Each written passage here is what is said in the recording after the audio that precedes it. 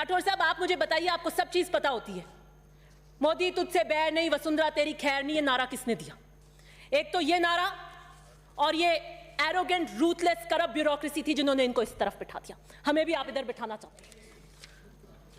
शहर से आते हैं, गांव के व्यक्ति की समस्या समझते हैं कि नहीं समझते, मुझे इस पे प्रश्न चिन्ह है। मैं रेगिस्तान से आती हूं। Department of PhD is run by the principal secretary. I am very sorry to say the minister is a rubber stamp. Nothing is being told. बधाई देना चाहूंगी वसुंधरा जी को, बहुत अच्छी लीडर थी। सच को सच कहने में मुझे बिल्कुल। आज इंटरनेशनल वुमेन्स डे पर मैं सबको बधाई देते हुए पेयजल की इस चर्चा में हिस्सा ले रही हूँ।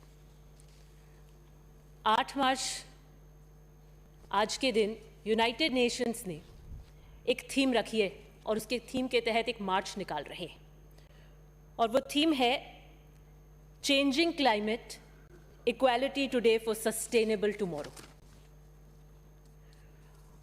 पेयजल में भी बहुत ज़रूरी है क्योंकि ये सीधा महिलाओं को प्रभावित करता है, क्योंकि जितने भी डोमेस्टिक वर्क है, क्लीनिंग, वॉशिंग, कुकिंग, और आज फार्म पे भी बहुत ज़्यादा अधिक में महिला लेबर्स हैं। तो उस दृष्टि से देखते हुए मैं इसको लिंक करना चाहती हूँ। I would further like to link the struggle of women rights, gender equality to the goal of ecological sustainability. And ecological sustainability is essential for providing secure drinking water. हमारा जो काम अभी PhD विभाग में हो रहा है युद्ध स्तर पर, वो JJM जल शक्ति मिशन के तहत हो रहा है। घर घर नल पहुंचाना है 2024 तक। मैं डेजर्ट जोन से आती हूं, मरुस्थलीय क्षेत्र है, और हर घर नल पहुंचाने के लिए हमें डेजर्ट इकोसिस्टम को रिवाइव करना पड़ेगा, विशेष फोकस देना पड़ेगा, और जितनी भी हमारी स्कीम्स हैं उनकी प्लानिंग और इम्प्लीमेंटेशन डेजर्ट इकोसिस्टम को मध्य में रखते हुए करना। आप यहाँ बात मत करिए।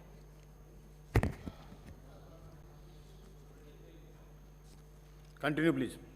डेजर्ट इकोसिस्टम को मध्य में रखना पड़ेगा, क्योंकि घर घर नल तो हम पहुंचा देंगे, लेकिन पानी सिक्योरिटी हम पानी की कैसे देंगे? पाइपलाइन तो हम बिछा देंगे, सिर्फ पानी बिछाने से पानी नहीं पहुंचेगा, पाइपलाइन बिछाने से नल से पानी नहीं आएगा अगर हम उसकी सही प्लानिंग नहीं करेंगे। और वो पानी भी हमें गुणवत्ता वाला पानी भेजना है। तो बात आ जाती है सोर्स की, कि हमारे सोर्सेज क्या हैं। लिमिटेड सोर्सेज हैं। ग्राउंड वाटर आप देख रहे हैं बुरी तरीके से डिप्लीट हो रहा है। जहाँ से मैं आती हूँ वहाँ से मोस्टली ब्लॉक्स एक्सप्लॉइट हो चुके हैं, और जो पानी है भी जहाँ पर, वहाँ पे TDS, फ्लोराइड, नाइट्राइट इतनी ज़्यादा मात्रा में है। सरकार ने RO प्लांट्स लगाए, क्या प्रोग्रेस है उन RO प्लांट्स की? इसका उत्तर आप मुझे दीजिएगा। कुछ नहीं हो रहा वहाँ पर। दूसरा सोर्स है surface water, which is a better source, लेकिन ज़्यादातर वेस्ट हो रहा है। हमें ऐसे सोर्सेज तलाशने पड़ेंगे जिससे हम सिक्योर कर पाएँ वाटर। आज है, कल नहीं है, कभी दे रहे हैं, कभी नहीं दे रहे, कभी ट्रेन से दे रहे हैं, कभी टैंक से दे रहे हैं। ये स्थिति नहीं होनी चाहिए। हमें ऐसे मेंटेन करने पड़ेंगे, डेवलप करने पड़ेंगे। हमारे यहाँ जो पानी आ रहा है वो इंदिरा गांधी कैनाल से आ रहा है। सरफेस वाटर दे रहे हैं इंदिरा गांधी का, वो भी अधिकतम आप देखेंगे तिवरी जैसे, ओसियाँ जैसे कस्बों में, वहाँ पे रोज़ इस बात की लड़ाइयाँ होती हैं। कंटेमिनेटेड वाटर आता है, उसका रंग ही अलग होता है। सिर्फ ब्लीचिंग करने से नहीं होगा, हमें शुद्ध पानी, गुणवत्ता भरा पानी देना है, तो इसके लिए विशेष रूप से हमें और ज़्यादा गंभीर होना पड़ेगा। अभी 60 डेज का क्लोजर आ रहा है। हमने कोई सप्लीमेंट्री सोर्स का कभी सोचा ही नहीं। हमारा ध्यान ही नहीं जाता कि हम सप्लीमेंट्री सोर्स को डेवलप करें। और उदाहरण के लिए गुजरात के अंदर नर्मदा का सरप्लस पानी जो है वो नाडी तालाब में भर दिया जाता है। बूस्टर लगाए हुए हैं और स्टोरेज टैंक्स बनाए हुए हैं। हमें भी उस रूप से देखना पड़ेगा। मेन प्रॉब्लम क्या है? सरकार इंजीनियर्स पे डिपेंडेंट हो गई है। जो इंजीनियर देते हैं, कहते हैं, बस वही करते हैं। हर जगह इंजीनियरिंग सॉल्यूशंस नहीं चलते हैं, ये हमें सोचने की ज़रूरत है। ट्रेडिशनल सोर्सेज को आपको टैप करना पड़ेगा। तालाब, नाडी, कुआं। तालाब के आपके 2 तरीके के स्ट्रक्चर्स हैं। इंपाउंडिंग स्ट्रक्चर्स, जिसमें पानी ऊपर ही रहता है। वहाँ पर क्या हो रहा है? PhD विभाग को ध्यान दे रहा है? डीसिल्टिंग कर दी, पेंधे तोड़ दिए। व्हाट इज हैपनिंग टू दो स्ट्रक्चर्स? PhD विभाग उसके अंदर कोई ध्यान नहीं दे रहा कि हम इनको मेंटेन करें कि नहीं करें। और उस इंपाउंडिंग स्ट्रक्चर्स को आप कन्वर्ट करके रिचार्ज स्ट्रक्चर बना रहे हो। रिचार्ज स्ट्रक्चर वो है जिसके अंदर पानी नीचे जाता है और रिचार्ज होता है। गांव में ये पता होता है कि हम कौन से तालाब को भरेंगे तो हमारा ये कुआं रिचार्ज होगा। हमें इन ट्रेडिशनल सोर्सेज को टैप करना पड़ेगा, भौगोलिक दृष्टि से देख कर करना पड़ेगा, अगर हम सही मायनों में घर घर नल में पानी पहुंचाना चाहते हैं। जियोफिजिकल सर्वे करवाइए, आप देखिए कैसा स्ट्रेटा है, किस तरीके की सॉइल आ रही है, लाइमस्टोन आ रहा है, क्या आ रहा है वहां पर, नीचे स्ट्रक्चर कैसा है, और फिर विभाग डिसाइड करे कि how to manage the structures. Desert ecosystem को मेंटेन करना इसीलिए भी अनिवार्य हो जाता है कि जेजेएम जो आप ला रहे हैं उसमें पशु के लिए कुछ नहीं है, एक लाइफ स्टॉक पॉलिसी आनी चाहिए, क्योंकि रेगिस्तान तो यहां पर डिपेंडेंट है इसके ऊपर। It is the need of the hour to save and develop desert ecos. Population बढ़ रही है, माइनिंग बढ़ रही है, इंफ्रास्ट्रक्चर बढ़ रहा है। जोधपुर, जैसलमेर, पार्ट ऑफ बीकानेर, बाड़मेर, यहां तो बड़े बड़े सोलर प्लांट्स लग रहे हैं। They are competing with water. कितना पानी इसके अंदर यूज होता है, हम एनर्जी को तो बढ़ा रहे हैं, we are not even charging for that water. और एक और चीज यहां पर हो रही है, ग्रेजिंग एरिया, चारागाह, कॉमन लैंड्स, गोचर भूमि, वाटर बॉडीज के कैचमेंट एरियाज, इन सब की इन्होंने तारबंदी करके इनको ब्लॉक कर दिया है। जरूरत है कि हम आउट ऑफ द बॉक्स सोचें, खाना पूर्ति नहीं करें कि ठीक है एक एसआर बना दी, एक पाइपलाइन लिया है हमने कर दिया, और हमें इतने 1000 करोड़ की स्कीम का हमने सैंक्शन कर दिया और हम पानी पहुंचाते हैं। हमें आउट ऑफ द बॉक्स सोचना पड़ेगा पानी के लिए। भयावह स्थिति है। 2008 से 13 में जब कांग्रेस की सरकार थी, एक निष्ठा और कर्तव्य परायणता थी पानी पहुंचाने के लिए। कोई गोलीकांड नहीं हुआ हमारी सरकार में और अभी भी नहीं हुआ। तत्कालीन जल संसाधन मंत्री महिपाल जी मदेना उस वक्त जल नीति लेकर आए थे, जो सर्वश्रेष्ठ जल नीति बनी भारत की। और मुझे खुशी है कि जो जेजेएम के जितने भी कंपोनेंट्स हैं वो उस जल नीति के कॉपी पेस्ट कर कर आज पूरे भारत में लागू किए जा रहे हैं। लेकिन फिर हम क्या कर रहे हैं? वाटर ऑग्यूमेंटेशन के बारे में हम कोई बात कर रहे हैं, सोच रहे हैं, उसके अकॉर्डिंग हम कोई प्लानिंग कर रहे हैं, कोई कार्य योजना बना रहे हैं? Source, tank, nothing about water augmentation. Rain water हमारा मेन सोर्स है, अल्टीमेट सोर्स है रादर। आपके 14 रिवर बेसिन्स हैं, कोई प्लान है आपका? कुछ करने की सोचते हैं आप? रिवर रेजोनेशन के बारे में क्या कर रहे हैं आप? रिवर बेसिन्स मैनेज करने के लिए क्या कर रहे हैं? अवैध बजनी खनन हो रहा है जबरदस्त, and how damaged it is to what level. लेकिन हम सो रहे हैं और कॉन्ट्राडिक्टरी स्थिति है कि जिस टहनी पर बैठे हैं उसी को काट रहे हैं। इतनी स्थिति भयावह है और आप सोच रहे हैं जैसे बिसलपुर पे आपने डिपेंडेंट कर दिया। Is very very high risk. इस सोच को मत रखिए कि ठीक है ये सोर्स आ गया तो हम ऑल्टरनेटिवली ट्रेन और टैंकर्स से पहनाएंगे। इससे ज्यादा प्लानिंग करनी पड़ेगी आपको वाटर सिक्योरिटी की। क्या हालत है जेजेएम की? क्या हालत है जेजेएम की? Coverage of tap water. सदन में विपक्ष के नेता जब जेजेएम की स्थिति बता रहे थे तो मैंने उसको क्रॉस टैली किया और वो बिल्कुल सही स्थिति बता रहे थे। बिल्कुल मैं आपकी सारी मानती हूं जो सही होती हैं। और नीचे से 5वें नंबर पे आते हैं हम, और देश में 30th रैंक है हमारी। ये कह दें कि हमने कुछ लाख करके हम जेजेएम में अच्छी स्थिति है, तो हमारी बिल्कुल भी अच्छी स्थिति नहीं है। कोई सीरियसनेस नहीं है हमारी जेजेएम के प्रति। We are late, I am sorry to say. और नुकसान हमारा हो रहा है, हमारे प्रदेश के हमारे लोगों का हो रहा है।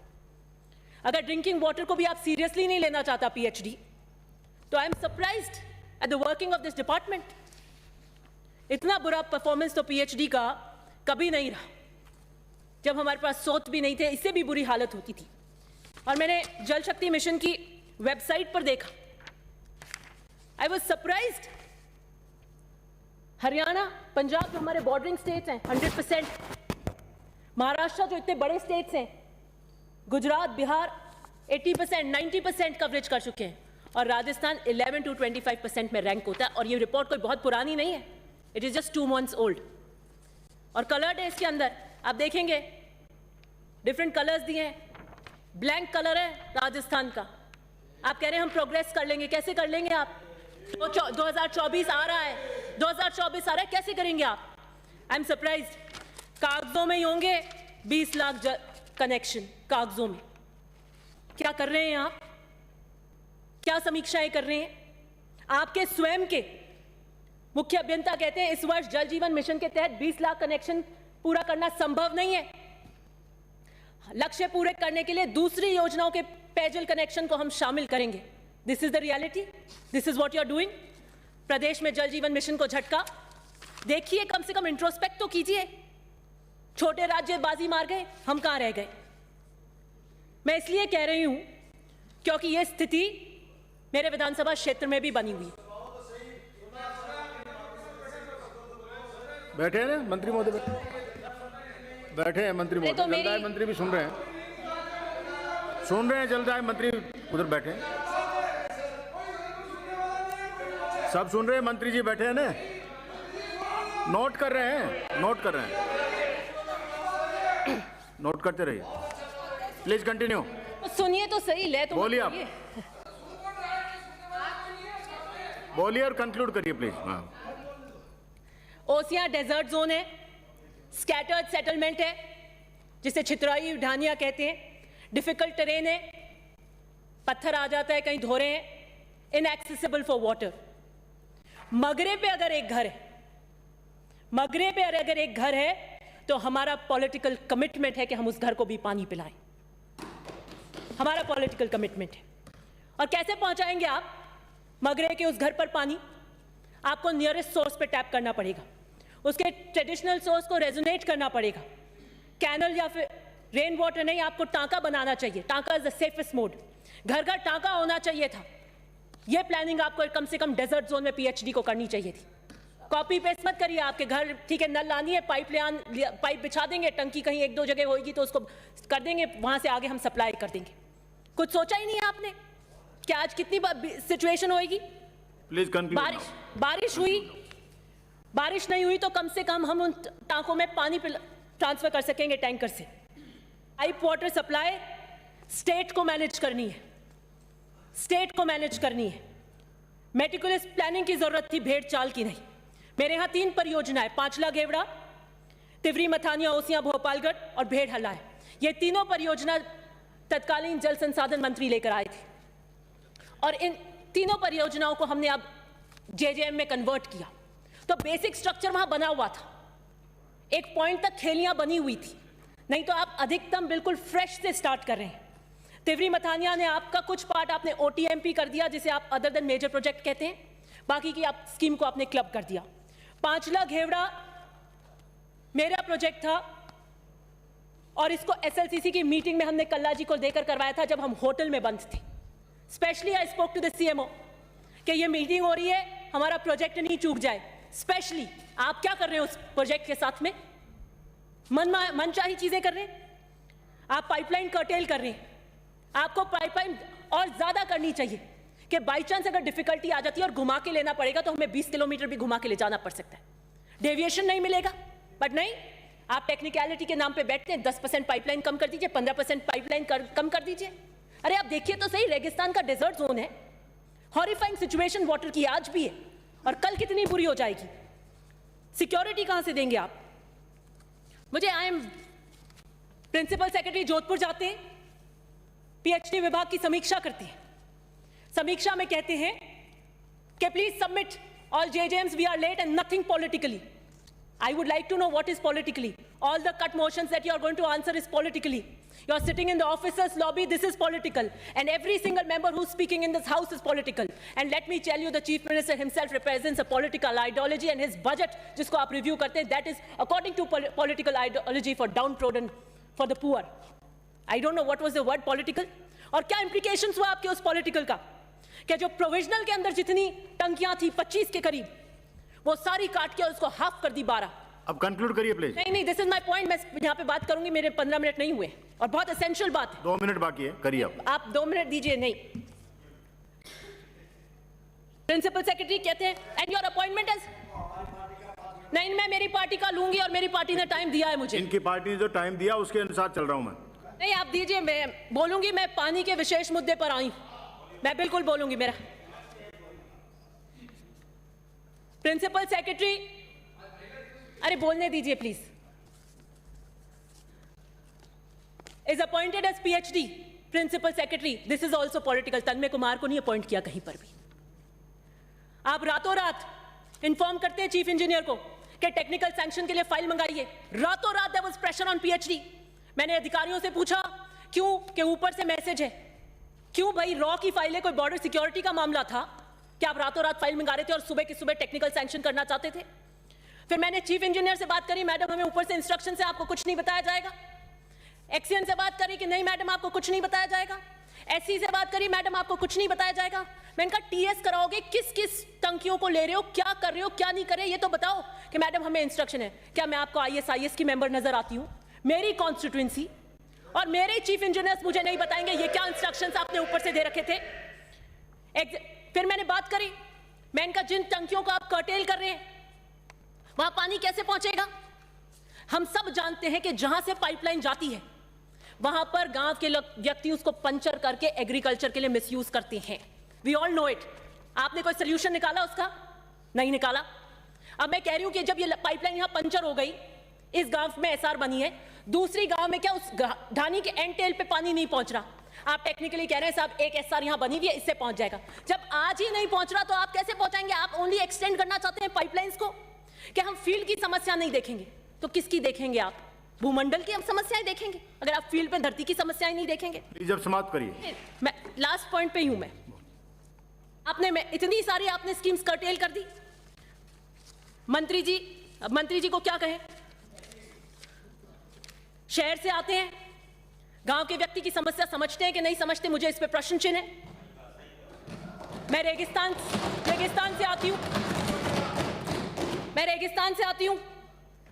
महसूस करना तो बहुत दूर की बात है, आप रेगिस्तान के व्यक्ति की मंत्री महोदय समस्या जानते भी हैं क्या? मेरा प्रश्न चिन्ह है। डिपार्टमेंट के प्रिंसिपल सेक्रेटरी पूरा डिपार्टमेंट चला रहे हैं। The whole department of PhD is run by the principal secretary. I am very sorry to say the minister is a rubber stamp. Nothing is being told to him. Thank you. और मुझे दुख के साथ आज मैं बधाई देना चाहूंगी वसुंधरा जी को। बहुत अच्छी लीडर थी। सच को सच कहने में मुझे बिल्कुल गुरेज नहीं होता। Thank you very much. As chief minister के कार्यकाल की बात कर रही हूँ। Thank you very much. Thank you. Last 1 minute का पॉइंट है, मैं कंक्लूड कर रही हूँ। चलिए 1 मिनट बोलिए। अच्छी लीडर थी, डिसीजन मेकिंग भी करती थी। 1 मिनट के अंदर आप डिसीजन मेकिंग भी बढ़िया थी। अरे भैया बीच में मत करिए आप प्लीज। राठौर साहब आप मुझे बताइए, आपको सब चीज पता होती है। मोदी तुझसे बैर नहीं, वसुंधरा तेरी खैर नहीं, ये नारा किसने दिया? एक तो ये नारा और ये एरोगेंट रूथलेस करप्ट ब्यूरोक्रेसी थी जिन्होंने इनको इस तरफ बिठा दिया। हमें भी आप इधर बिठाना चाहते हैं। एक्सीलेंट बजट चीफ मिनिस्टर लेकर आए, excellent budget, but this bureaucracy is what is going to make us sit here. Please आप अपना रवैया बंद करें। जलदाय मंत्री प्रदेश राम भरोसे, आपने बढ़िया सही किया। आपने ये कह रहे हैं कि लक्ष्मण डूंगरी के प्रोजेक्ट से आगे आप नहीं निकल रहे। अगर आप निकलना भी चाहेंगे ना तो आपको निकलने नहीं देंगे, तो इससे अच्छा आपने पहले ही कर लिया कि हम इसी तक सीमित हो जाए। मैं आपको यहां से चेतावनी दे रही हूं कि मैं जनता के लिए सदन में आई हूं। मैं बिल्कुल उनके हक के लिए कॉम्प्रोमाइज नहीं करूंगी। और जो बुलडोजिंग आप एसआर्स की कर रहे हैं, मेरे पास पूरी लिस्ट है। 25 जाती हैं, उसको प्रोविजनल से आप उनको 12 कर देते हैं, 12 में भी आप कर्टेल कर देते हैं। मैंने चीफ मिनिस्टर ऑफिस में सीएम से बात करके ये रुकवाई है। I am glad to the chief minister, क्योंकि वो 25 साल वहां पर सांसद रहे, वो ढानी जानते हैं कि छितराई की क्या समस्याएं होती हैं।